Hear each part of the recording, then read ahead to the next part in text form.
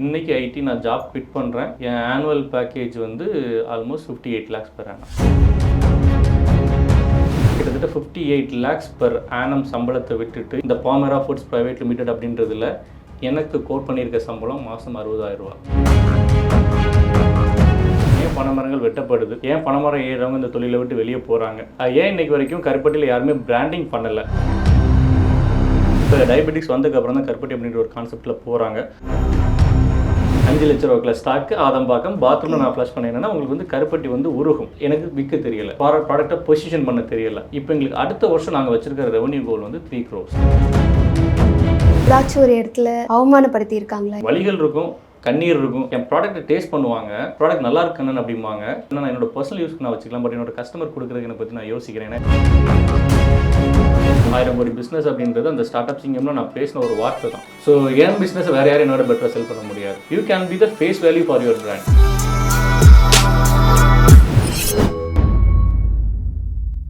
Welcome to Little Talks Plus. நான் உங்கள் விஜி. பனைமரத்தை வச்சு பல்லாயிரம் கோடி பிஸ்னஸ் ஸ்டார்ட் அப் நம்மளோட பாரம்பரியத்தை உலகளவில் ஃபேமஸ் ஆக்கி இன்னைக்கு நம்ம கூட வந்திருக்காரு பாமரா ஃபவுண்டர் கண்ணன். ஹாய் கண்ணன், எப்படி இருக்கீங்க? வணக்கம், நல்லா இருக்கேன். எப்படி இருக்கீங்க நீங்கள்? ரொம்ப நல்லா இருக்கேன். பனைமரத்தை பணம் கொட்டும் மரமாக மாற்றுற ஐடியாலஜி ரொம்ப நல்லா இருக்குது. இதை நீங்கள் எப்படி ஸ்டார்ட் பண்ணீங்க? பொதுவாக சொல்லுவாங்க பணம் என்ன மரத்துலையா காய்க்குது அப்படின்னு. அந்த மாதிரி நீங்கள் ஆமாம் மரத்தில் தான் காய்க்குதுன்ற மாதிரி அழகாக வந்து ஆரம்பிச்சிருக்கீங்க பனைமரத்தை வச்சு ஒரு பிஸ்னஸ்ஸு. ஸோ அதை பற்றி சொல்லுங்கள். பனைமரத்தை வச்சு பிஸ்னஸ் அப்படின்றது இப்போ ரீசெண்டாக பண்ணோம். ஏன்னா எனக்கு வந்து நான் சின்ன வயசுலேருந்து பனையோட ஊறி வளர்ந்த ஒரு தான். என்னோட சமூகம் சார்ந்த ஒரு விஷயம். திருநெல்வேலி மாவட்டத்தில் பனைமரத்தை பற்றி பார்க்காதவங்க, அதை பற்றி பேசாதவங்க யாருமே கிடையாது. நானும் அப்படிப்பட்ட ஒருத்தன் தான். நான் காலேஜ் படிக்கிற ஸ்டேஜ்லேருந்து நான் வந்து பனைமரங்கள் வெட்டப்பட்டு செங்கல் சூளைக்கு போகிறது நிறைய விஷயங்கள் நான் பார்த்துருக்கேன். அதை 10ஓட 11 நானும் பார்த்துட்டு தான் நான் போயிருந்தேன்.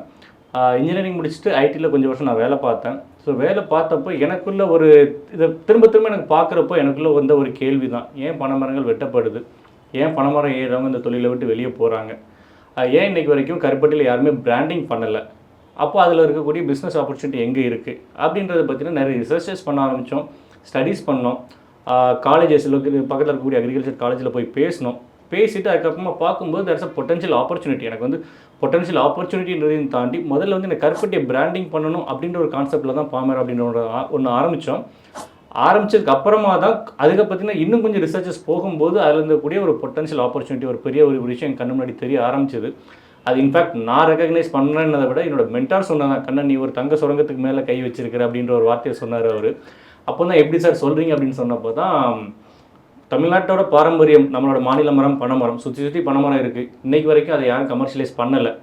அதை நீ அதை ஒரு முயற்சியாக எடுக்கும்போது கண்டிப்பாக ஒரு இடத்துல சக்ஸஸ் ஆகும் அப்படின்ற ஒரு வார்த்தை சொன்னார். ஸோ கிட்டத்தட்ட இந்த ஸ்டார்ட் அப் ஆரம்பித்து 2-3 வருஷம் தாண்டுது. ஸோ எடுத்தவங்க கவுத்தவங்க வரலை. ஸோ ஒரு 3 வருஷத்துக்கு அப்புறமா நாங்கள் போட்ட ஸ்டடீஸ் அதுக்கு பின்னாடி இருக்கிற உழைப்புக்கான ரிசல்ட் இப்போ நாங்கள் பார்க்குறோம். இப்போது நீங்கள் பிஸ்னஸ் ஸ்டார்ட் பண்ணிட்டீங்க, நீங்கள் அப்படியே பணம் சம்பாரிச்சிட்டு இருக்கலாம். பட் நான் ஒரு வீடியோவில் பார்த்தேன், நீங்கள் வந்து பனைமரம் ஏறுற சமூகத்துக்கு வந்து நாங்கள் நிறைய ஹெல்ப் பண்ணணும்னு நினைக்கிறோம், அவங்களுக்கு ஹெல்த் இன்சூரன்ஸ் கொடுக்கணும்னு நினைக்கிறோம். அந்த மாதிரி வந்து யோசிக்கிறதுக்கான காரணம் என்ன? நீங்கள் சின்ன வயசில் அதனால எதனா அஃபெக்ட் ஆகியிருக்கீங்களா? இல்லை, நான் பனையரும் சமூகத்தில் இருந்து தான் வந்தேன். ஓகேங்களா, இது நான் நிறைய பேர்ல நான் ரெஜிஸ்டர் பண்ணும்போது என்கிட்ட நிறைய பேர் கேட்குற கேள்வி, ஏன்னா நீங்கள் திரும்ப ரெஜிஸ்டர் பண்ணுறீங்க அப்படின்னு சொல்லுவாங்க. ஏன்னா இது வந்து எல்லாருக்கு பின்னாடியும் ஒரு கதை இருக்கும். எனக்கு பின்னாடி இருந்த ஒரு கதை தான். இந்த சமூகத்துலேருந்து வந்தோம். எனக்கு எங்கள் ஊர் ரொம்ப பிடிக்கும். ஆனால் எங்கள் ஊரில் இருந்தால் வாழ்வாதாரம் இருக்காது அப்படின்னு சொல்லிட்டு எங்கள் அப்பா என்னை இன்ஜினியரிங் படிக்க வச்சு ஊரை விட்டு வெளியே போனால் ஒரு நல்ல கம்பெனி, ஒரு ஒயிட் கலர் ஜாப் அப்படின்றது எங்கள் அப்பாவோட கனவு. அதுபடி தான் நானும் வெளியே வந்தேன். ஒரு ஒயிட் கலர் ஜாப், நல்ல சம்பளம் தான். அப்போ திரும்ப பார்க்கும்போது எனக்கு ஒரு இது, ஏன் என்ன மாதிரி எல்லாருமே வந்து இப்போ நான் ஒயிட் கலர் ஜாப் வந்தேன், ஆனால் பனைமரம் ஏறும் அந்த தொழில் இருக்கிற நிறைய பேர் வந்து இன்றைக்கி கொத்தனார் கையால் போகிறாங்க, ஒரு கொத்தனாராக போகிறாங்க, ஒரு பெயிண்டராக போகிறாங்க. எனக்கு நல்ல சம்பளம் கிடைச்சிது ஒயிட் கலர் ஜாப்பில். பட் அவங்களுக்கு அதுக்கான வாய்ப்புகள் கிடைக்கல. இன்றைக்கி நாங்கள் கருப்பட்டியை ஒரு பிஸ்னஸாக எடுத்து பண்ணுறப்போ எங்கள்கிட்ட பனைமரம் ஏறுறவங்க சராசரியாக 80,000 ரூபா மாதம், 1 லட்ச ரூபா சம்பளம் எடுக்கிறவங்க. அதாவது அவங்க கொடுக்குற பதனிக்கான காசு நாங்கள் கொடுக்குறது 80,000, 1 லட்ச ரூபா வரைக்கும் கொடுக்க முடியுது. அப்போ அந்த 80,000 ரூபா, 1 லட்ச ரூபா சம்பாதிக்கக்கூடிய ஒரு ஆப்பர்ச்சுனிட்டி இதில் இருக்குன்றப்போ ஏன் இந்த தொழிலுக்குள்ளே மக்கள் வரமாட்டேன்றாங்க அப்படின்னு பார்த்தீங்கன்னா, முதல்ல வந்து பனைமரம் ஏறி ஒருவேளை கீழே விழுந்தால் அடிபட்டால் அதுக்கான மெடிக்கல், நீங்கள் கஷ்டப்பட்டு ஒரு 4 மாதம் பனைமரம் ஏறி 4 லட்ச ரூபா சம்பாதிப்பீங்க. ஒரு வாட்டி நீங்கள் கீழே விழுந்தீங்கன்னா மொத்த செலவும் போச்சுது, மெடிக்கல் எக்ஸ்பென்சஸ். ஸோ அப்போ என்னென்னா எனக்கு வந்து ஒரு பொட்டன்ஷியல் ஆப்பர்ச்சுனிட்டி இருக்கக்கூடிய இடத்துல ஏறுறவங்கள உள்ளே கொண்டு வரணும்னா அவங்களுக்கான ஃபீசிபிலிட்டி என்ன இருக்கணும். ஸோ ஃபர்ஸ்ட் திங் மெடிக்கல் இது. அடுத்தது பார்க்கும்போது அவங்களோட குழந்தைங்களுக்கு இப்போ பேசிக்காக யாருக்குமே medical expense and school expense is the biggest one. So எனக்கு என்ன பேசிக்காக இந்த ரெண்டையும் கவர் பண்ணிட்டோம் அப்படின்னா அவங்க சம்பாதிக்கிறது அவங்களோட வாழ்வாதாரத்துக்கு போதும் அப்படின்றது என்னோட தாட் ப்ராசஸாக இருந்தது. அதனால தான் இப்போ இன்சூரன்ஸில் வந்து நம்ம ரொம்ப ஃபோக்கஸ்டாக கான்சன்ட்ரேட் பண்ணுறோம். நிறைய கம்பெனிஸோட சிஎஸ்ஆர் ஃபண்டிங்கில் இன்சூரன்ஸ்க்கு என்ன சப்போர்ட் பண்ண முடியும் அப்படின்றத பற்றி நாங்கள் பேசிகிட்டு இருக்கோம். ஸோ சில இடத்துல நல்ல பாசிட்டிவ் ரிசல்ட்ஸுமே வந்திருக்கு. ஸோ அதுதான் மெயின் ஃபோக்கஸ். அவங்கள வாழ்வாதாரம் அதுக்கான சப்போர்ட்டிங்காக எனக்கு வந்து ஒரு இன்சூரன்ஸ்ன்றது ரொம்ப பக்கபலமாக தெரியுது. அடுத்து அவங்களுக்கு குழந்தைங்களுக்கான எஜுகேஷன் அது அடுத்த வருஷம் கண்டிப்பாக நாங்கள் ஃபோக்கஸ் பண்ணி எடுக்கிறோம். ஒரு பிஸ்னஸ் ஸ்டார்ட் பண்ணும்போது நீங்கள் சொன்ன மாதிரி ஒரு ஃபேமிலி சப்போர்ட்டுன்றது ஒரு பேக் போனாக இருக்கணும் கண்டிப்பாக. அந்த மாதிரி உங்களுக்கு வந்து நீங்கள் ஸ்டார்ட் பண்ணும்போது உங்கள் ஃபேமிலி எந்த அளவுக்கு உங்களை சப்போர்ட் பண்ணாங்க? கருப்பட்டி ஒரு பிஸ்னஸாக எடுத்து பண்ணுறேன் அப்படின்றப்போ முதல்ல எல்லாருமே ஃபேமிலின்னு சொல்கிறத விட ஃப்ரெண்ட்ஸ் சர்க்கிள் எல்லாருமே வந்து முதல்ல கேட்ட வார்த்தை கருப்பட்டியா அப்படின்னு தான் கேட்டாங்க. ஏன்னா இன்றைக்கி வரைக்கும் கருப்பட்டி வந்து நம்ம ஊரில் பார்த்தீங்கன்னா ஒரு ஓலைப்பட்டியில் நீங்கள் எந்த கடையில் போனீங்கன்னா ஒரு ஓலைப்பட்டியில் ஒரு ஓரத்தில் இருக்கும். ஸோ அதுக்கான மதிப்பு நிறைய இடத்துல போயிட்டாங்க. அதனால் கருப்பட்டி எடுத்து பண்ணணுமா அப்படின்றதா இருந்தது. எங்கள் வீட்டில் இருந்தது, எங்கள் மாமா எங்கள் ஒய்ஃப் சைடில் எல்லாத்துக்கும் கேட்ட கேள்விகள் அதுதான். ஃபர்ஸ்ட் இனிஷியலாக எனக்கு காம்ப்ரமைஸ் பண்ணுறது கொஞ்சம் கஷ்டமாக தான் இருந்தது நான் எடுத்து பண்ணுறேன் அப்படின்னு சொல்கிறப்போ. பட் ஸ்லோவாக அதை பற்றின ஒரு ப்ராக்ரஸ் வரும்போது 1 வருஷம் 2 வருஷம் போகும்போது நாங்கள் 2023 Tamil Nadu best start up award வாங்கணும். டான்சீட் அப்படின்ற ஒரு இதில் சோஷியல் இம்பாக்ட் கீழே வாங்க ஆரம்பித்தோம். ஸோ எங்களோட பேக்கிங் கருப்பட்டி அப்படின்றத தாண்டி வேல்யூ ஆடட் ஃபுட்ஸாக போகும்போது எங்களோட க்ரோத் போகும்போது எனக்கு வந்து ஃபேமிலி ஒரு சைடில் அடாப்ட் பண்ண ஆரம்பித்தாங்க. பட் இனிஷியல் ஸ்டேஜஸில் எனக்கு சொல்ல போனால் எங்கள் அப்பா அம்மா கூட இருந்தாங்க. ஒய்ஃபோட சப்போர்ட் நிறைய இருந்தது. தங்கச்சியோட சப்போர்ட் இருந்தது. என்னோட பெரியப்பா பையன் ரகுன்னு ஒருத்தன் அவன் தான் எனக்கு இனிஷியல் ஸ்டேஜஸில் நாங்கள் வந்து கருப்பட்டி எடுக்கும்போது என் கூட சுற்றி ஃபுல்லாகவே ஆர்கனைஸ் பண்ணி கொடுத்தது அவன் தான். ஸோ இன்றைக்குமே எனக்கு அவன் சில விஷயங்கள் நன்றி கடன் பட்டிருக்கோம். அது ஃபேமிலி ப்ளஸ் ஃப்ரெண்ட்ஸ் சர்க்கிள்லையுமே நிறைய இருக்குது எனக்கு கண்டிப்பாக. ஸோ அவங்களோட சப்போர்ட் மென்டலி மாரலி இல்லாமல் இன்றைக்கி இந்த ஸ்டேஜ் நான் கண்டிப்பாக நான் வந்திருக்க மாட்டேன். So obviously family support and friends support இருந்தது எனக்கு. ஓகே, நீங்கள் இந்த பிஸ்னஸ் ஸ்டார்ட் பண்ணும்போது எவ்வளோ இன்வெஸ்ட்மெண்ட் போட்டிங்க? ஸ்டார்ட் பண்ணுறப்போ பார்த்தீங்கன்னா எனக்கு வந்து 2021 நாங்கள் வந்து சில ரிசர்ச்சஸ் ஸ்டடீஸ் அதை கருப்பட்டி எப்படி பண்ணணும் அப்படின்ற மாதிரி ஸ்டடீஸ் பண்ணோம். ஒரு 7 லட்ச ரூபாய்க்கான ஸ்டாக் எடுத்தோம். அதை வச்சு தான் ஒரு பேசிக் எக்ஸ்பெரிமெண்ட் பண்ணோம். அந்த 7 லட்ச ரூபாய்க்குள்ள ஸ்டாக்குமே எனக்கு ஆக்சுவலி சென்னையில் தான் ஸ்டோர் பண்ணி எக்ஸ்பெரிமெண்ட் பண்ணோம். மொத்தமாக எல்லாமே மெல்ட் ஆச்சுது. முதல் எங்களுக்கு அப்படின்னு பார்த்தீங்கன்னா கிட்டத்தட்ட அந்த 7 லட்ச ரூபாயில் 5 லட்ச ரூபாய்க்குள்ளான ஸ்டாக்கை நான் வந்து சென்னையில் பாத்ரூமில் ஆதம்பாக்கமில் ஃப்ளஷ் பண்ணேன். அப்படியா? 5 லட்ச ரூபாய்க்குள்ள ஸ்டாக்கு ஆதம்பாக்கம் பாத்ரூமில் நான் ஃப்ளஷ் பண்ணேன். என்னன்னா உங்களுக்கு வந்து கருப்பட்டி வந்து உருகும். அது ஏன் உருகும் எப்படி உருகும்னு எனக்கு முதல்ல தெரியாது. ஸோ நவம்பர் மாதம் கருப்பட்டியை சென்னையில் ஒரு ஸ்டாக் வச்சுட்டு ஒரு கல்யாண வீட்டுக்கு ஊருக்கு போயிட்டு வந்து பார்த்தா மழை நேரத்தில் அவ்வளவும் ஃபங்கஸ் ஃபார்ம் ஆகி கம்ப்ளீட்டாக மெல்ட் ஆகிடுச்சு. கம்ப்ளீட்டாக இது பண்ணோம். ஸோ இதில் மொதல் இன்வெஸ்ட்மெண்ட் ஒரு பெரிய ஐடியா வாங்கினது நான் அதுதான். அது என்னோட பெரிய லேர்னிங். அப்புறமா தான் கருப்பட்டின்றது ஏன் அது உருகுது, ஏன் ஃபங்கஸ் ஃபார்மேஷன் வருது அப்படின்ற ஒரு ஸ்டடிக்குள்ள நிறைய உள்ளே போக ஆரம்பித்தோம் பார்த்தோம். இப்போ இன்னைக்கு டேட் பார்த்தீங்கன்னா 2021 2024 வரைக்கும் கிட்டத்தட்ட 3 வருஷத்தில் என்னோட இன்வெஸ்ட்மெண்ட் ஏன் கை காசு நான் உள்ளே போட்டது கிட்டத்தட்ட 82 லட்ச ரூபா. ஓகேங்களா? ஸோ இந்த பிஸ்னஸ் ஆரம்பிக்கும் போது நான் முதல் எங்கள் அப்பாட்ட கொடுத்த ஒரு கமிட்மெண்ட், ஒய்ஃப்ட்ட கொடுத்த ஒரு கமிட்மெண்ட், நான் வேலையை விட மாட்டேன் அப்படின்னு சொல்லிட்டு அந்த கமிட்மெண்ட்டு தான் இன்னைக்கு வரைக்கும் என்ன இந்த லெவலுக்கு கூட்டு வந்தது. என் சம்பளன்றது உள்ளுக்குள்ளே போன ஒரு முதலீடாக உள்ளே போச்சுது. இன்னைக்கு தேதிக்கு என் கம்பெனியில் 14 பேர் வேலை பார்க்குறாங்க, டைரக்ட் எம்ப்ளாயிஸ். 5 பேர் கான்ட்ராக்ட் பேக்கெண்டில் ஒர்க் ஃப்ரம் ஹோம் ஒர்க் பண்ணுறாங்க. ஸோ இந்த ஸ்டேஜ் கொண்டு வந்து இப்போ ஆக்சுவலி லாஸ்ட் ஒரு 6 months எங்களுக்கு வந்து நாங்கள் வரக்கூடிய காசுலேருந்து சம்பளம் கொடுக்குறோம். அதுக்கு முன்னாடி வரைக்கும் அந்த ஒரு ஸ்டேஜ் எனக்கு க்ரோ ஆகிற வரைக்கும் என் சம்பளத்துலேருந்து தான் மற்றவங்களுக்கு சம்பளம் போயிட்டு இருந்தது. என்னோட இதில் வச்சு தான் நாங்கள் மிஷின்ஸ்க்கான இஎம்ஐஸ் பே பண்ண ஆரம்பித்தோம். நிறைய விஷயங்கள் க்ரோத் வந்தது. ஸோ இன்றைக்கி ஸ்டேஜுக்கு பார்க்கும்போது February மாதம் நான் முடிக்கிறப்போ நான் போட்ட 82 லட்ச ரூபாயில் இருக்கிற அமௌண்ட் பார்த்தீங்கன்னா 23 லட்ச ரூபா எனக்கு நஷ்டம். ஸோ எல்லாருமே சொல்லுவாங்க ஒரு ஸ்டார்ட் அப்னா உள்ள போட்ட உடனே பெருசாக, அதாவது நீங்கள் சொல்லி பார்த்தீங்கன்னா முதல்ல ஒரு இன்ட்ரடக்ஷன் 1000 கோடி ரூபாய்க்கான ஒரு இதுன்னு, அதுக்கான முதல் அடி பார்த்தீங்கன்னா கிட்டத்தட்ட 1 கோடி ரூபா 82 லட்ச ரூபா இன்வெஸ்ட்மெண்ட்டில் 25 லட்ச ரூபா இன்றைக்கி தேதிக்கு நஷ்டம். ஆனால் நான் ஒரு ஜாப் ஒர்க் பண்ணிவிட்டு இதை பண்ணதுனால என்னால் ஸ்மூத்தாக டேலி பண்ணி கொண்டு போக முடிஞ்சுது. ஸோ ஒரு ஸ்டார்ட் அப்பாக யார் பண்ணாலும் முதல்ல நான் கொடுக்குற அட்வைஸ் கேஷ் ஃப்ளோ கண்டிப்பாக முக்கியம். ஒரு சோர்ஸ் ஆஃப் இன்கம் இல்லாமல் அல்லது ஃபேமிலி பேக்ரவுண்ட் இல்லாமல் ஸ்டார்ட் அப் பண்ணுறப்போ ரொம்ப கான்ஷியஸாக பண்ணுங்க அப்படின்றது நான் எல்லாருக்குமே சொல்லக்கூடிய ஒரு வார்த்தை. இப்போது ஸ்டார்ட் அப் பண்ணுறீங்க அப்படின்னா நிறைய கமிட்மெண்ட்ஸ் இருக்குமே.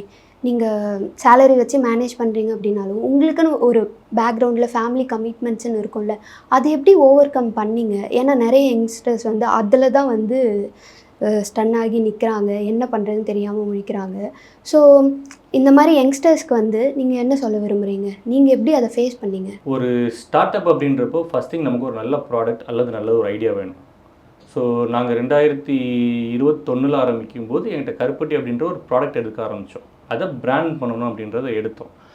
அடுத்தது எனக்கு வந்து அந்த கருப்பட்டியை நாங்கள் பவுடராக பண்ணுறப்போ கிட்டத்தட்ட 2 வருஷம் 2021 2022 வரைக்கும் கொஞ்ச நாள் எங்கள் அண்ணன் எனக்கு சப்போர்ட்டில் இருந்தான். மற்றபடி எல்லாமே எனக்கு வந்து ஒய்ஃப் அண்ட் ஃபேமிலி தான் எனக்கு சப்போர்ட் பண்ணாங்க. அதை பவுடர் பண்ணுறதோ இல்லை அதுலேருந்து வேல்யூ ஆடட் ப்ராடக்ட்ஸ் பண்ணுறதோ பேக் பண்ணுறதோ எல்லாமே என்னோடய ஃபேமிலி தான் பண்ணோம். நான் ஜாப் போயிட்டு வரேன்னா எனக்கு வந்து நைட் 9 மணி வரைக்கும் என்னோடய ஆஃபீஸ் ஒர்க் முடிஞ்சதுக்கப்புறம் நைட் உட்காந்து அந்த பவுடரிங் மற்ற ப்ராசஸ் எல்லாமே நான் பண்ணுவேன். நைட் 1 மணி 2 மணி வரைக்கும் டைம் ஸ்பெண்ட் பண்ணோம். இது 2 வருஷம். ஓகே. என்னென்னா நான் முதல்ல ஒரு ஸ்டார்ட் அப்பாக எல்லாருமே பார்க்கக்கூடிய ஒரு இதை நம்ம வந்து ஒரு 1000 ரூபா எங்கே மிச்சமாகும் அப்படின்ற ஒரு இடத்துல நான் உட்காந்து வேலை பார்க்க ஆரம்பித்தேன். ஒய்ஃப் ஊரில் இருக்கும்போது நீங்கள் வந்து ஒரு 2 பேருக்கு சம்பளம் கொடுக்க வேண்டாம் அப்படின்றதுல பார்த்தோம்.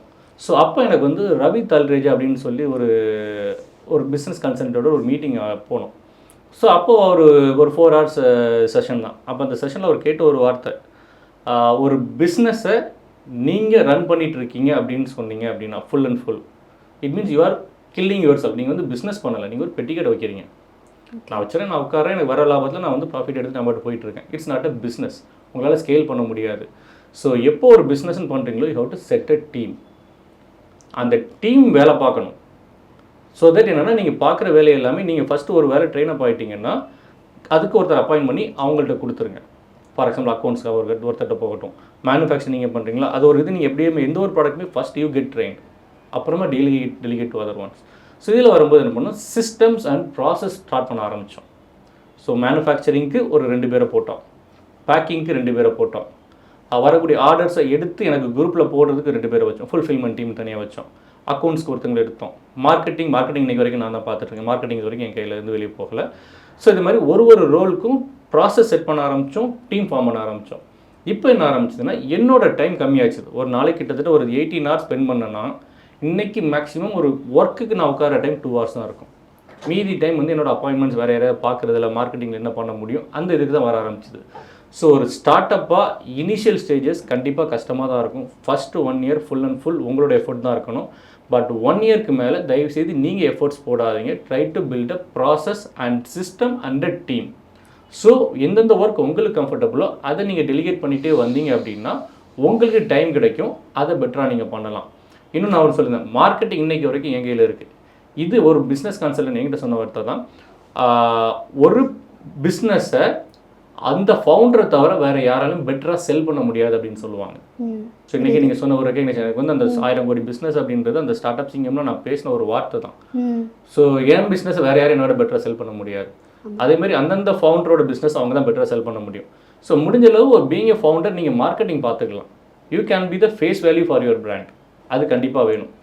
மற்றதை முடிஞ்ச அளவு நீங்கள் டெலிகேட் பண்ண ஆரம்பிச்சிங்கன்னா உங்களுக்கான டைம் ஸ்பேஸ் கிடைக்க ஆரம்பிக்கும். ஸோ நான் சொன்ன இன்றைக்கி நான் 4 hours மேலே நான் டைம் ஸ்பெண்ட் பண்ண மாட்டேன், இன்க்ளூடிங் என்னோடய பிஸ்னஸ், என்னோடய ஜாப். ஸோ ஜாப் குவிட் பண்ணிட்டேன், என்னோடய லாஸ்ட் எக்ஸிட் ப்ராசஸ் போயிட்டுருக்கு. பட் ரெண்டுமே சேர்த்து நான் மேக்ஸிமம் 4 to 5 hours மேலே நான் ஒரு நாளைக்கு ஸ்பெண்ட் பண்ண மாட்டேன். ஸோ டைம் மேனேஜ்மெண்ட் உள்ளே கற்றுக்க ஆரம்பித்தோம். ஐடி ஜாப் டு பிஸ்னஸ் மேனாக இருக்கிறது ப்ராசஸ் எப்படி இருக்குது? ஸோ ஐடி டு இது ஸோ ஃபஸ்ட் திங் வந்து நீங்கள் ஐடியில் ஒர்க் பண்ணால் பிஸ்னஸ் ஆரம்பிக்கக்கூடாது. ஸோ இதை பற்றி நான் 3 வருஷம் வாய் எங்கேயுமே நான் திறக்கலை. இன்றைக்கி நான் திறக்கிறேன், நான் பேப்பர் போட்டு வெளியே வந்துட்டேன். ஸோ நாங்கள் பண்ண ஆரம்பிக்கும்போது ஃபஸ்ட்டு நான் என்னோடதில் ட்ரையல் பண்ணுற வரைக்கும் ஃபுல் அண்ட் ஃபுல் என் பேரில் பண்ணிட்டு இருந்தோம். அதாவது கம்பெனி ரெஜிஸ்ட்ரேஷன் கிடையாது, எதுவுமே கிடையாது. சில ஸ்டடீஸ் பண்ண ஆரம்பித்தோம். ஒரு ஸ்டேஜுக்கு அப்புறம் நீங்கள் வந்து ஸ்டார்ட் அப் அப்படின்னா ப்ரைவேட் லிமிட்டடாக நீங்கள் ரெஜிஸ்டர் பண்ணி தான் ஆகணும், ஆர்எல்ஸ் ஒரு எல்எல்பியை போய் ஆகணும். ஸோ அப்படி போகும்போது என்னென்னா நீங்கள் ஒரு ப்ரைவேட் கம்பெனியில் ஒர்க் பண்ணிவிட்டு நீங்கள் இன்னொரு ஸ்டார்ட் அப் பேரெல்லாம் பண்ண முடியாது. ஸோ என்ன பண்ணணும், லீகலி என்னோடய ஒய்ஃப் ஃபேமிலி மெம்பர்ஸை தான் உள்ளுக்குள்ள நான் வந்து அவங்க நேமில் தான் கம்பெனி ரெஜிஸ்ட்ரேஷன் பண்ணேன், அவங்க நேமில் தான் போச்சுது. ஸோ அவங்க சைடில் இனிஷியலாக என்னோட ஒய்ஃப் கொஞ்சம் இது ட்ரைவ் பண்ணி கொண்டு போனாங்க. ப்ராடக்ட்கான R&D சில மார்க்கெட்டிங்ஸ் எல்லாமே அவங்க பண்ண ஆரம்பித்தாங்க. ஸோ பேக் ஹேண்டில் உட்காந்து சப்போர்ட் பண்ண ஆரம்பித்தோம். So back hand driving force அவங்க உள்ளே உட்காந்து எல்லாமே கொண்டு போக ஆரம்பித்தோம். ஒரு ஸ்டேஜுக்கு அப்புறம் ஐ ரியலைஸ் தட் ஓகே என்னோட ஃபேஸ் காமிக்காமல் என் பிராண்டை செல் பண்ண முடியாது அப்படின்றது. ஸோ அப்போ டுக் அ டிசிஷன். ஏன்னா ஒரு ஸ்டேஜுக்கு என் கம்பெனிக்கு ப்ராடக்ட் வெளியே தெரிய ஆரம்பிச்சிது, கஸ்டமர்ஸோட அக்செப்டன்ஸ் வர ஆரம்பிச்சிது. ஸோ இப்போ எனக்கு ரெண்டுமே மேனேஜ் பண்ண முடியும். பட் அகைன் ஆப்வியஸ்லி நீங்கள் இன்வெஸ்ட்மெண்ட் போகிறீங்கன்னா இன்வெஸ்டர் என்ன கேட்பாங்க, நீங்கள் இதில் தான் வந்தாங்கன்னு அதில் போக முடியாது. ஸோ ஒரு ஸ்டேஜில் நான் டிசைட் பண்ண ஆரம்பித்தேன், ஓகே இனி வந்து நெக்ஸ்ட் 6 months நான் இன்வெஸ்ட்மெண்ட் கண்டிப்பாக ரைஸ் பண்ணி ஆகணும் அப்படின்றப்போ என்னோட ஃபேஸ் வேல்யூ, என்னோட பிராண்ட் வேல்யூ நான் க்ரியேட் பண்ணணும் அப்படின்றதுனால எனக்கு தெரிஞ்சு நான் May 2024 ஃபஸ்ட் என்னோட ரீல்ஸ் நான் போஸ்ட் பண்ண ஆரம்பித்தேன். ஓகே. நான் ரீல் போஸ்ட் பண்ண ஆரம்பிக்கும் போது என்னோட சேல்ஸ் வந்து கிட்டத்தட்ட என்னோட வெப்சைட்டில் இருந்ததை விட வித்தின் ஒரு 4 monthsல 12 times அதிகமாச்சுது. I took a decision. எனக்கு வந்து இப்போ நான் இன்வெஸ்ட்மெண்ட் போய் ஆகணும்னு போனோம். ஜான் மந்த் கிட்ட 6 months டைம்லைனில் ஜான் மந்தில் தான் எங்களுக்கு வந்து அந்த ஸ்டார்ட் அப் திங்கிங் ஷோக்கான இது போச்சுது. ஸோ இன்வெஸ்ட்மெண்ட் ரைஸ் பண்ணோம். இமீடியட்டாக ஜாப் குவிட் பண்ணுறதுக்கான இது போனேன். So it's a planning. அதில் இருந்த வருமானம் வந்து என்னோட பிஸ்னஸை க்ரோ பண்ணுறதுக்கு ஹெல்ப் பண்ணிச்சு. ஒரு ஸ்டேஜுக்கு அப்புறமா என்னால் ரெண்டையுமே மேனேஜ் பண்ண முடியாதுன்றது எனக்கே தெரிஞ்சுது. அதனால ஸோ ஓகே பிஸ்னஸை ஃபுல் டைமாக எடுத்துகிட்டு அதை வெளியே எடுத்தேன். ஸோ இப்போ நான் என்னோட கம்பெனியோட டேரக்டராக நான் இப்போ உள்ள வரேன். கருப்பட்டி வந்து யூஸ்வலாக வந்து டயபெட்டிஸ்க்கு தான் யூஸ் பண்ணுவாங்க. சுகர் வந்துருச்சுன்னா ஓகே இனிமேல் சுகர் கிடையாது, ஒயிட் சுகர் கிடையாது, கருப்பட்டிக்கு போயிடும் அப்படின்ற இதில் தான் இப்போ போய்கிட்டு இருக்கு. ஸோ நீங்கள் வந்து அந்த கருப்பட்டியை வந்து பவுடராக பண்ணுறீங்க, அதுக்கப்புறம் நிறைய வந்து ஃபார்மெட்டில் வந்து நீங்கள் சேல் பண்ணிட்டு இருக்கீங்க இல்லையா, அதெல்லாம் வந்து ஹெல்த்தியாக? ஓகே, இதில் 2 விஷயம் நான் அட்ரஸ் பண்ண விரும்புகிறேன். ஒன்று வந்து கருப்பட்டி டயபெட்டிக்ஸ்க்கு நல்லதா, அதாவது என்னென்னா டயபெட்டிக்ஸ் வந்ததுக்கப்புறம் தான் கருப்பட்டி அப்படின்ற ஒரு கான்செப்டில் போகிறாங்க. நான் அந்த நெகோசியேஷன் ஆர் ஆர்குமெண்ட்ஸ்குள்ளே வரல. ஏன்னா கருப்பட்டி லோ கிளைசமிக், நீங்கள் நார்மலாக சாப்பிட்ற ஒயிட் சுகர் ஆர் நாட்டு சக்கரை, இது ரெண்டுமே நிறைய பேர் டிஃப்ரென்ஸ் தெரியல. ரெண்டுமே கரும்புல இருந்து தான் வருது. Processed is a white sugar, unprocessed நாட்டு சக்கரை. ஸோ அதோட கிளைசமிக் வேல்யூ வந்து 65 to 70. கருப்பட்டியோட கிளைசமிக் வேல்யூ வந்து 35, அப்படியே எக்ஸ்ட்ரீம்லி ஹாஃப். ஸோ ஒரு டீயில் நாங்கள் வந்து சிஜிஎம் யூஸ் பண்ணோம், அந்த கண்டினியூஸ் குளுக்கோஸ் மானிட்டரிங் சொல்லிட்டு ஒரு பேட்ச் யூஸ் பண்ணி நாங்கள் செக் பண்ணியிருக்கோம். ஸோ டீயில் நீங்கள் எடுக்கிறப்போ நார்மலாக ஒயிட் சுகர் அல்லது நாட்டு சக்கரை போட்டிங்கன்னா, பர்சனலாக என்னோட normal blood sugar level 80 points, எனக்கு டயபெட்டிக் கிடையாது. ஸோ என்னோட பிளட் சுகர் 40 points ஸ்பைக் ஆகுது. ஓகே. ஸோ இதே வந்து நான் வந்து பாம் சுகர் கருப்பட்டி ஆட் பண்ணுறோமோ என்னோட இன்சுலின் அந்த பிளட் சுகர் லெவல் ஸ்பைக் வந்து 20 points தான் இருந்தது, அப்படியே ஹாஃப். அதே டீ மில்க் ஆட் பண்ணுற டீயில் நான் சுகரே போடாமல் எடுக்கிறேன், எந்த ஒரு சுகருமே ஸ்வீட்னர் இல்லாமல் எடுத்தேன்னா எனக்கு 18 points ஸ்பைக் ஆகுது. ஸோ உங்களுக்கு வந்து கருப்பட்டி பெருசாக டிஃபரன்ஸ் அதில் காமிக்கல. அட்லீஸ்ட் 50% லெஸர் ஸ்பைக் தான் இது. ஸோ இது பர்சனலாக என் நான் டயபெட்டிக் பர்சன் செக் பண்ணுறது. பட் டயபெட்டிக்னு வரும்போது it depends upon the independent body metabolism. So ஒருத்தரோட பாடி மெட்டபாலிசம் எப்படி இருக்கோ அதை பொறுத்து தான் பிளட் சுகர் லெவல் ஸ்பைக்ஸ் இருக்கும். ஸோ நாங்கள் பர்சனலாக சொல்லும்போது எங்களுக்கு வந்து ஈவன் நீங்கள் டயபெட்டிக்காக இருக்கிறீங்க, நான் வந்து ஒயிட் சுகருக்கு பதிலாக நான் கருப்பட்டி நான் ஸ்விட்ச் பண்ணுறேன் அப்படின்னு சொன்னால் கூட நாங்கள் சஜஸ்ட் பண்ணுறது not more then 6 grams per day. நீங்கள் நான் டயபெட்டிக்காக இருக்கிறீங்கன்னா பாம் சுகர் எடுக்கிறீங்கன்னா நாங்கள் maximum 12 to 18 grams per day சொல்லுவோம். டயபெட்டிக் அப்படின்னா அளவு கம்மி பண்ணிக்கங்கன்னு தான் சொல்லுவோம். ஏன்னா இது பர்சனலி அவங்களோட பாடி மெட்டபாலிசமை பொறுத்தது தான். ஸோ இன்டர்ன் என்ன சொல்லுவோம் அப்படின்னா, நீங்கள் வந்து இன்றைக்கு வரைக்கும் நம்ம எல்லாருமே கை காமிக்கிறது பிளட் சுகர், அதாவது டயபெட்டிக் அப்படின்னா நம்ம கை காமிக்கிறது ஒயிட் சுகர் தான். அதுக்கு அல்டர்னேட்டிவ் நாட்டு சக்கரை சொல்லுவோம். பட் அல்டர்னேட்டிவ் நாட்டு சக்கரையும் கரும்புலேருந்து தான் வந்தது. ரெண்டுக்கும் பெருசாக கிளைசமிக் வேல்யூ வைஸ் டிஃப்ரென்ஸ் கிடையாது. நியூட்ரல் ப்ரொஃபைலில் கொஞ்சம் டிஃப்ரென்ஸ் இருக்கும். கருப்பட்டின்னு வரும்போது கம்ப்ளீட்லி அதோட கிளைசமிக் வேல்யூ பாதி. ஸோ நான் என்ன சொல்லுவேன்னா, just try to practice it from your childhood stage.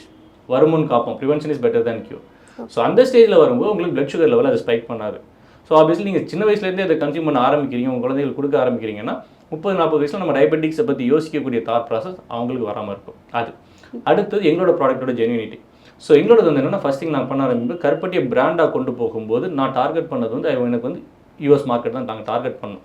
So product அதுக்கான ஒரு எக்ஸ்போர்ட் குவாலிட்டியில் இருக்கணும் அப்படின்னு சொல்லிட்டு. ஏன் அப்படின்னு கேட்டிங்க அப்படின்னா, நார்மலாக ஒயிட் சுகர் இன்றைக்கி 70 ரூபா போகும் கிலோ. இன்றைக்கி ஒரு கருப்பட்டி பவுடர் ஃபார்மெட்டில் ப்ரீமியம் குவாலிட்டி நீங்கள் பண்ணுறப்போ அதோட ப்ரைஸிங் வந்து per KG comes around 750 rupees customer கையில் போகும்போது. ஓகேங்களா, நான் 770 rupees வாங்குற இடத்துல நான் ஏன் into 10 times வாங்கணும் அப்படின்னு கேட்டாங்க. There are potential customers who can bear it.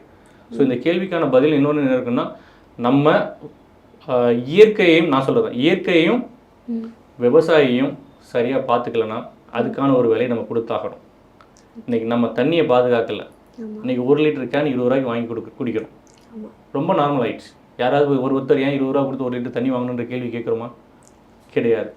பனைமரம் ஏறுறவங்கள மதிக்கலை. 20-25 வருஷத்துக்கு முன்னாடி கருப்பட்டி கிலோ 50 ரூபாய்க்கு கீழே விற்றுது. பனைமரம் ஏறுறவங்க இருந்தாங்க. இன்றைக்கி பனைமரம் ஏறுறதுக்கு ஆள் கிடையாது, டிமாண்ட் அதிகம். 1 கிலோ கருப்பட்டி உற்பத்தி பண்ணுற இடத்துல அவங்களுக்கு போகக்கூடிய காஸ்ட் மட்டுமே கிட்டத்தட்ட 400 ரூபா பக்கத்தில் அவங்க காஸ்ட் போகும். அதுக்கு மேலே வரக்கூடியதான் உங்களுக்கு வந்து எங்களோட அட்மின் காஸ்ட்டு, மேனுஃபேக்சரிங், அதோட வுட் காஸ்ட்டு, மற்ற காஸ்ட்டு எல்லாம் சேர்க்கும். உங்களோட ஷிப்பிங் காஸ்ட்டு இன்க்ளூட் ஆகும் அதில். ஸோ ஷாப்ஸ் போனால் ஷாப்ஸ்க்கான மார்ஜின் எல்லாம் போகும்போது உங்களுக்கு ஆவரேஜ் அந்த ப்ரைஸிங் வரும். ஸோ இது வந்து ஜஸ்ட் ப்ரைஸிங். இது நிறைய பேர் கேட்ட கேள்வி, உங்கள் ஷோ மூலியமாக நான் ஒரு பதில் நான் அதில் வச்சுக்கிறேன். அடுத்து எங்கள் ப்ராடக்ட் ப்ரைஸ் வரும்போது, ஸோ ஃபஸ்ட் திங் முதல்ல நான் என்னோட ஒய்ஃப் பிஸ்னஸ் ஆரம்பிக்கும்போது ஒரு விஷயம் நாங்கள் பேசுனது, என் பையன் அந்த யூனிட்டில் போய் எந்த ஒரு பீஸ் கருப்பட்டி எடுத்து சாப்பிட்டாலும் நான் நோன்னு சொல்லக்கூடாது. விச் மீன்ஸ் எனக்கு வந்து குவாலிட்டி எல்லா பேட்சுமே அஷ்யூர்ட். அதுதான் என் கம்பெனியை விட்டு வெளியே போகணும். ப்ரிசர்வேட்டிவ்ஸ் கிடையாது, ஓகே ஆர்டிஃபிஷியல் ஃப்ளேவர்ஸ் கிடையாது, கலரிங் ஏஜென்ட் கிடையாது, அது கருப்பட்டி பவுடர் மட்டும் கிடையாது. எந்த எஸ்கியூ நான் இன்றைக்கி டேட்டுக்கு ஆரம்பித்தேன் எதுலேயுமே கிடையாது. ஸோ எங்களோட செல்ஃப் லைஃப் எல்லாமே என்ன பண்ணோம்னா ப்ராடக்ட்டோட மாய்ஸ்சர் கண்டென்ட்டை கம்மி பண்ணி நாங்கள் அதை வந்து இன்க்ரீஸ் பண்ணுவோம்.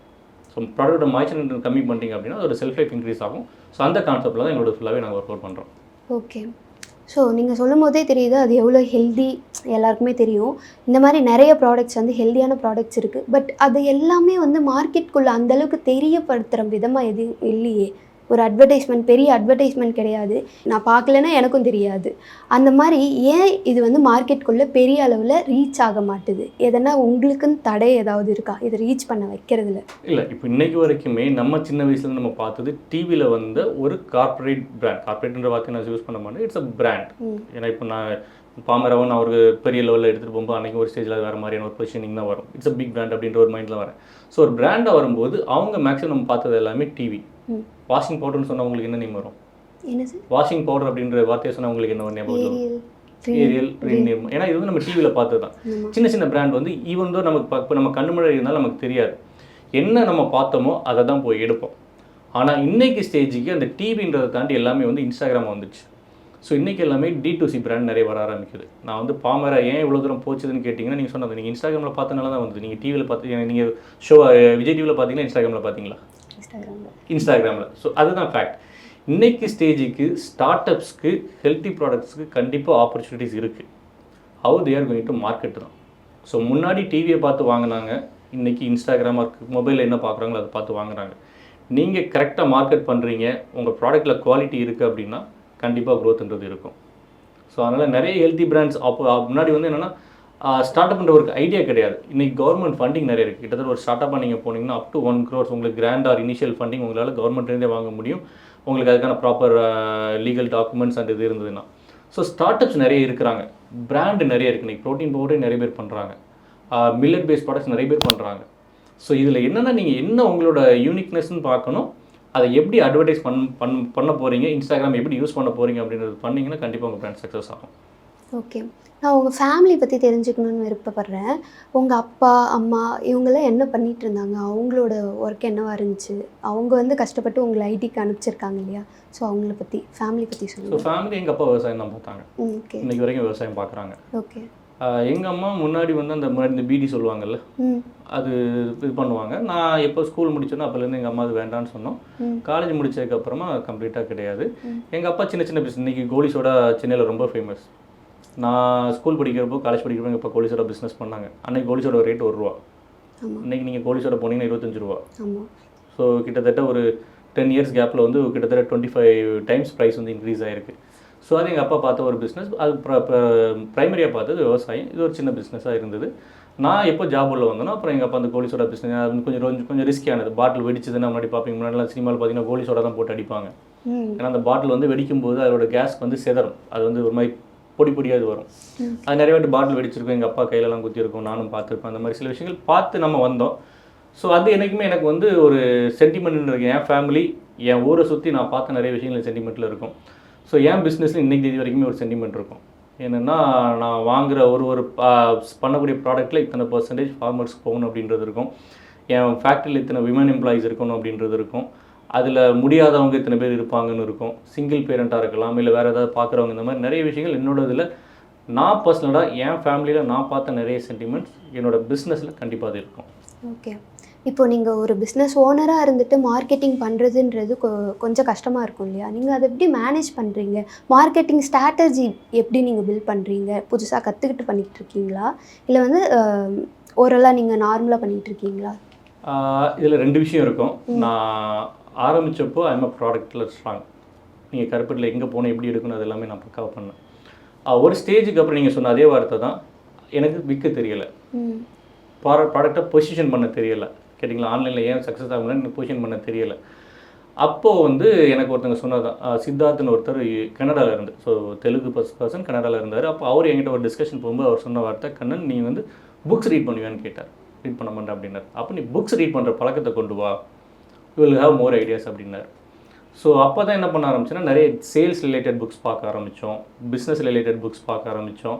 சிலது பர்சனல் டெவலப்மெண்ட் இருக்கும், சில கதைகளும் படிக்க ஆரம்பித்தோம். அது அடுத்தது என்ன பண்ணோம், என்னை விட பெரிய பிராண்ட்ஸை நான் ரெஃபர் பண்ண ஆரம்பித்தேன். அவங்க எப்படி க்ரோ ஆனாங்க, அவங்களோட இனிஷியல் ஸ்டேஜஸில் அவங்க போட்ட ரீல்ஸ் எப்படி இருந்தது, இன்றைக்கி ஒரு 5 இயர்ஸில் அவங்க போடுற ரீல்ஸ் எப்படி இருக்குது அப்படின்ற டெவலப்மெண்ட் பார்க்க ஆரம்பித்தோம். ஸோ இன்ஸ்டாகிராமில் போடக்கூடிய சில விஷயம், ஆக்சுவலி நான் மேக்ஸிமம் இன்ஸ்டாகிராமில் என்னோட ஸ்க்ரீன் டைம் வந்து லெஸ் தென், இன்ஸ்டாகிராமுக்கு நான் ஸ்பெசிஃபிக்காக ஸ்பெண்ட் பண்ணக்கூடிய மேக்ஸிமம் 15 மினிட்ஸ் தான் பர் டே போடுவேன். அந்த 15 மினிட்ஸில் முடிஞ்சாலும் எனக்குன்னு செட்டான இது வச்சுருப்பேன். ஒன்று அது பிஸ்னஸ் ரிலேட்டடில் ஒரு 10 ரீல் பார்ப்பேன், அதாவது ஆப்போசிட் என்னோட காம்படிட்டர்ஸ் என்ன மாதிரி போடுறாங்கன்றது. சில விஷயங்கள் சில பேரோட க்ரியேட்டிவ் திங்கிங் இருக்கும், காமெடி வீடியோஸ் கூட இருக்கும், பட் அதில் நீங்கள் ஒரு பிஸ்னஸ் ஐடியா எடுக்கலாம். ஸோ அந்த மாதிரி விஷயங்கள் பார்ப்பேன். இப்போ இதையும் அதையும் கோரிலேட் பண்ணி நம்ம எப்படி ரீல்ஸ் போடுறது அப்படின்றத பார்த்தோம். இன்னைக்கு டேட் வரைக்கும் என் ரீல்ஸ்க்கு நான் தான் கண்டென்ட் டெவலப் பண்ணிகிட்ருக்கேன். பட் ஒரு ஸ்டேஜ் போக போக உங்களுக்கு அந்த ஒரு க்ரோத் வரும்போது அதுக்கான டைம் கம்மியாகுது. ஸோ இப்போ பரவாயில்ல, வேறு ஏதாவது ஐடியாஸ் வாங்கியும் கிடைக்குமா கூட நான் ஃப்ரெண்ட்ஸ் சைட்லேயும் சஜஷன் கேட்போம். எங்களோட கஸ்டமர்ஸ்கிட்ட பேசும்போது அவங்க கொடுக்கக்கூடிய இன்புட், இப்போ நான் இன்றைக்கி சொன்னதிலே 2 பாயிண்ட், எனக்கு வந்து ப்ரைஸிங் பற்றின ஃபீட்பேக், இந்த மாதிரி விஷயங்கள் எல்லாமே எனக்கு என்னோட கஸ்டமர்ஸ் கொடுக்குற விஷயங்கள் எங்கெங்கே நான் கம்யூனிகேட் பண்ண முடியுமோ அங்கங்கே நான் டெலிவரி பண்ணிவிடுவேன். நீங்கள் தனியாக பிஸ்னஸ் ஸ்டார்ட் பண்ணும்போது உங்களோட ஏர்னிங்ஸ் வந்து எவ்வளோ இருந்துச்சு? இப்போ நீங்கள் டீமாக ஸ்டார்ட் பண்ணியிருக்கீங்க இல்லையா, இப்போ டீம் வச்சுட்டிங்கல்ல, ஒரு டீமாக வந்து ஏர்ன் பண்ணுற அமௌண்ட் எவ்வளோ இருக்கும் அப்ராக்சிமேட்டாக சொல்லுங்கள். ஸோ மொதல் வருஷம் 7 lakhs இன்வெஸ்ட் பண்ணோம். 2.5 lakhs எங்களோட ரெவன்யூ வந்தது போட்ட காசில். அடுத்த வருஷம் கிட்டத்தட்ட ஒரு 17 லட்ச ரூபா இன்வெஸ்ட் பண்ணோம், 12 லட்ச ரூபா எடுத்தோம். ஓகே. இப்போ இந்த கரண்ட் ஃபினான்ஷியல் இயர் வந்து கிட்டத்தட்ட 82 லட்ச ரூபா நம்ம இன்வெஸ்ட் பண்ணோம். இன்றைக்கி தேதிக்கு நாங்கள் பண்ண ரெவன்யூ கிட்டத்தட்ட 55, ஏன்னா இந்த 2 க்ளோஸ் ஆக போகுது, இன்னும் 4-5 days தான் இருக்குது. 55 lakhs பக்கத்தில் பண்ணோம். ஓகே. இப்போ இதில் என்னென்னா, நான் மொதல் வருஷம் கிட்டத்தட்ட 60% ஆஃப் அமௌண்ட் எனக்கு நஷ்டம். அடுத்த வருஷம் கிட்டத்தட்ட 40%. இந்த வருஷம் பார்த்தீங்கன்னா ஆல்மோஸ்ட் 30%. இப்போ எங்களுக்கு அடுத்த வருஷம் நாங்கள் வச்சுருக்கிற ரெவன்யூ கோல் வந்து 3 crores. ஓகே. ஸோ இது நாள் வரைக்கும் நாங்கள் மொதல் வருஷம் பண்ணும்போது நான் சொன்ன நான் ஃபேமிலி தான் பண்ணோம். அடுத்த வருஷம் பண்ணும்போது டீமை உள்ளே கொண்டு வர ஆரம்பித்தோம். அப்போ தான் டுவர்ட்ஸ் எண்டு தான் வர ஆரம்பித்தாங்க. இந்த வருஷம் நாங்கள் டீமாக பண்ணோம். அடுத்த வருஷம் நாங்கள் அதே இந்த டீம் இன்னும் கொஞ்சம் பெருசாக போகிறோம், ப்ளஸ் ஃபுல் டைமாக நான் உள்ளே வரேன். ஸோ வரப்போ எங்களோட ரெவன்யூ க்ரோத் அது மாதிரி இருக்குது. ப்ளஸ் இதில் வந்து இனிஷியலாக ஸ்டடீஸ் இருந்தது, ப்ராடக்ட் பற்றின அவேர்னஸ் க்ரியேட் பண்ணுறோம். இது எல்லாமே வந்து இன்றைக்கி எனக்கு வந்து ஒரு பொசிஷனிங், வி கேன் செல் அப்படின்ற ஒரு டெசிஷன் வருது. ஸோ எங்களோட ரெவன்யூ வந்து கிட்டத்தட்ட 6x டார்கெட் பண்ணி 3 crores அப்படின்ற ஒரு டார்கெட்டில் நெக்ஸ்ட் ஃபினான்ஷியல் இயர் நாங்கள் மூவ் பண்ணுறோம். உங்களை ஏதாச்சும் ஒரு இடத்துல அவமானப்படுத்தியிருக்காங்களா? யாராவது எங்கேயாச்சும் அவமானப்பட்டு நின்று இருக்கீங்களா இந்த பிஸ்னஸ் பண்ணுறதுனால? சில ஆர்கானிக் ப்ராடக்ட் செல் பண்ணுறவங்க, இது நான் அவமானம் நான் சொல்ல மாட்டேன், அல்லது கூடியது கிடையாது. என் ப்ராடக்ட்டை டேஸ்ட் பண்ணுவாங்க, ப்ராடக்ட் நல்லா இருக்குன்னு அப்படிம்பாங்க. ப்ரைஸிங் பெர்ஸ்பெக்டிவ் ரொம்ப கண்ணா நான் என்னோட பர்சனல் யூஸ்க்கு நான் வச்சுக்கலாம், பட் என்னோட கஸ்டமர் கொடுக்குறதுக்கு என்னை பற்றி நான் யோசிக்கிறேன், ஏன்னா என்னோட மார்ஜின் கம்மியாக இருக்குமோ அப்படின்ற மாதிரி வரும்.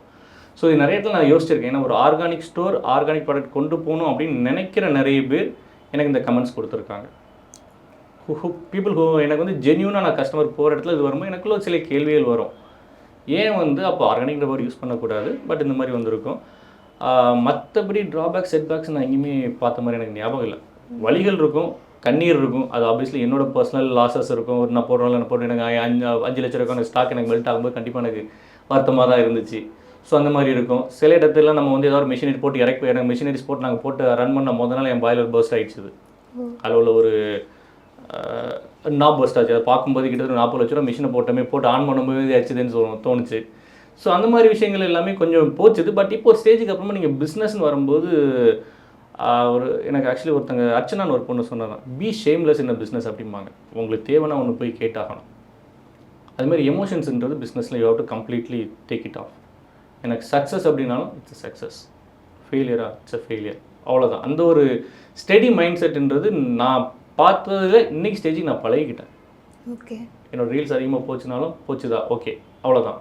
போகலையா போகலை, ஒரு ஸ்மைலோட பாஸ் பண்ணி போய்க்கலாம் அப்படின்ற ஸ்டேஜ் எனக்கு வந்துடுச்சு. அதனால் நான் பார்க்குற விஷயங்கள் கொஞ்சம் ஈஸியாக இருக்குது எனக்கு. ஓகே. உங்களோட ஃபஸ்ட்டு சேலரி எவ்வளோ? ஃபஸ்ட்டு வாங்கின சேலரி கேட்குறீங்களா? ஆமாம். மொதல் வாங்கின சேலரி, நான் ஒரு விண்டு மில்லில் வேலை பார்த்தேன். டிசிஎஸ் ஜாயின் பண்ணுறதுக்கு முன்னாடி என் மாதம் சம்பளம் வந்து 3500 நினைக்கிறேன். ஓகே. ஸோ இன்றைக்கி ஐடி நான் ஜாப் குவிட் பண்ணுறேன். என் ஆனுவல் பேக்கேஜ் வந்து almost 58 lakhs per annum. So எப்போவுமே ஒரு ஸ்டார்ட் அப்பாக இருக்கும்போது நிறைய பேர் சொல்ல விஷயம், ஓகே நான் பார்த்த ஒரு பிரம்மாண்டம் 1000 கோடி ரூபாய்க்கான பிஸ்னஸ், அல்லது நான் அடுத்த வருஷம் நான் 3 கோடி ரூபாய்க்கான ரெவன்யூ பண்ண போகிறேன், எல்லாமே நம்ம பேசினோம். ஒரு விஷயங்கள் இருக்குது, ஒரு ஸ்டார்ட் அப் ஃபவுண்டராக நிறைய கஷ்டங்கள் இருக்குது. ஒரு விஷயங்கள் எடுக்கிறோம். இப்போ எனக்குன்னா கிட்டத்தட்ட 58 lakhs per annum சம்பளத்தை விட்டுட்டு இப்போ எனக்கு இந்த கம்பெனிக்குள்ளே போகும்போது இன்வெஸ்டர்ஸ் உள்ளே வரும்போது இந்த பாமரா ஃபுட்ஸ் பிரைவேட் லிமிடெட் அப்படின்றதுல எனக்கு கோட் பண்ணியிருக்க சம்பளம் மாதம் 60,000 ரூபா. என்னங்க சொல்கிறீங்க? அதாவது எப்பவுமே ஒரு விஷயம் நீங்கள் யோசிக்கணும், ஒரு ஸ்டார்ட் அப் அப்படின்னா நீங்கள் 1000 கோடி ரூபாய் பிஸ்னஸ் பண்ணுறீங்கன்னா 1000 கோடி ரூபா உங்களுக்கு கிடையாது. It's a private limited company, separate entity. அந்த கம்பெனி எனக்கு கொடுக்க போகிற சம்பளம் வருஷத்துக்கு பார்த்தீங்கன்னா 7,20,000 ரூபா. எப்போ கரண்ட் சம்பளம் 58 லட்ச ரூபா. ஒரு ஸ்டார்ட் அப்பாக வரும்போது இதை விட்டுட்டு தான் நீங்கள் உள்ளே வந்தாகணும். ஓகேங்களா? அடுத்தது ஆனால் இன்னொன்று, இப்போது எனக்கு வந்து நாம் பேசினப்போ நான் 82 லட்ச ரூபா என் கை காசு உள்ளே போட்டேன், 23 லட்ச ரூபா நஷ்டம் ஒரு சைடு. ஆனால் இன்றைக்கி இது எதுக்கு நான் இன்வெஸ்ட்மெண்ட் 1 crore ரேஸ் பண்ணுறோம். கிட்டத்தட்ட வேல்யூவேஷன் அப்ராக்சிமேட்லி 10 crore ப்ளஸ், அதாவது 3.3x ஆஃப் த ரெவன்யூ என்ன பண்ணுறோமோ அப்படின்றத நம்ம போட்டிருப்போம். அப்ராக்சிமேட்லி 10 crores வச்சாலுமே இன்றைக்கி என் கம்பெனியோட ஒர்த் 10 கோடி ரூபா. ஸோ என் சம்பளம் கம்மி, but I am building A asset. ஒரு இடத்த வாங்கி போட்டால் எப்படி உங்களுக்கு மதிப்பு கூடுதோ, அல்லது ஒரு வீடு வாங்கினா ஒரு இது பண்ண எப்படி போகுதோ, அதே மாதிரி business is always an asset. ஒரு ஸ்டார்ட் அப் ஃபவுண்டராக யோசிக்க வேண்டியது, business is not a money making or profit making machine. அது ஒரு அசெட். நீங்கள் உங்களுக்கான உழைப்பை போட்டிங்கன்னா அதில் உங்களுக்கு இருக்கக்கூடிய ஷேர் வேல்யூ ஒரு ஸ்டேஜில் ஒரு அசெட்டாக உங்களுக்கு திரும்ப வரும். Okay. So business is not about profit, it's about how you are building it. அதுதான். Thank you so much for coming. உங்ககிட்ட இருந்து நிறைய விஷயம் தெரிஞ்சுக்கிட்டோம். இன்னும் நீங்கள் நிறைய ஸ்டார்ட் அப் கம்பெனி உருவாக்கணும்னு நாங்கள் விரும்புகிறோம். Thank you so much. கண்டிப்பாக. தேங்க்யூ.